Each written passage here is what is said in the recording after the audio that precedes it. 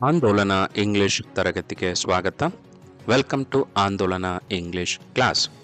ಇವತ್ತಿನ ಈ ತರಗತಿಯಲ್ಲಿ ನಮಗೆ ಸ್ವಲ್ಪ ಮಟ್ಟಿಗೆ ಪರಿಚಯ ಇರಬಹುದಾದ ಅಥವಾ ನಮಗಿಂತ ವಯಸ್ಸಿನಲ್ಲಿ ಚಿಕ್ಕವರು ಇರಬಹುದಾದಂಥ ವ್ಯಕ್ತಿಗಳ ಹೆಸರನ್ನು ತಿಳ್ಕೊಳ್ಳೋದಕ್ಕೆ ಇಂಗ್ಲಿಷ್ನಲ್ಲಿ ಹೇಗೆ ಮಾತಾಡ್ಬೋದು ಅಂತ ಹೇಳಿ ನೋಡೋಣ.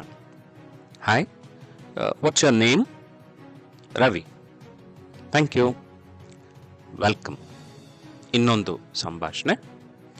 Hi, your name please? Ina. Thanks, no mention.